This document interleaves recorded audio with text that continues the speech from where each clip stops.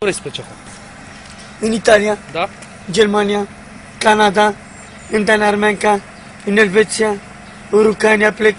Așa. Am plecat peste tot am fost. Cu filmul cu Edi? Cu Edi român. Freddy din America, nu? Da. Carambochel, Chichila. De la Chichila, de la Balanțan. Da. Jack Dennis, de la Chichila am fost. Da. Am fost fost la în filmul la 77, am fost plecat la nuntă, am fost la Iolta, la Pastramă. Am fost la Soboranca. Câte ani ai acum?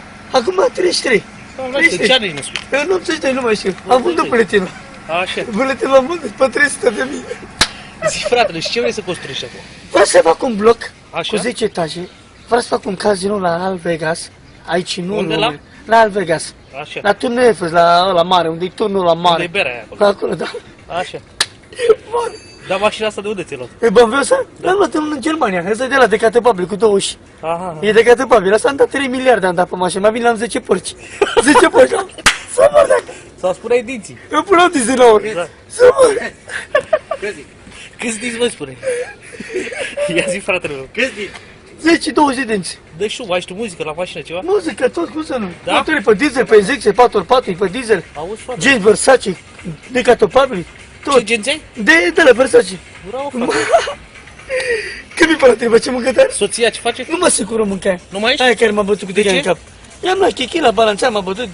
I-am luat Nunta, unde ai cadou. făcut nunta? Nunta? La Intercontinental. Și ce ai avut la masă? Chichi la balanța, carne de berberiță, pastramă, gibiu, Jack Dennis. Ce te-ai tatuat acolo cu mine? Ha? Cu ăștia, cu ce ăla? Iris Mitrescu. Ia Aha. uite, Ăla cine ești acolo? Iris Mitrescu. Tu, când erai mic? Și Dan Almenca, uite. Bravo, Și Dan, fratele. tot. Ce să fac? Hai, doamna, să-ți închizi mașina sau Da, lași da. așa?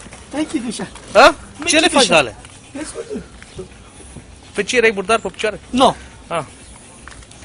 Păi atunci ne auzim, nu? Da. Hai, fratele meu. Hai, ne vedem mâine. Mâine la 5:30.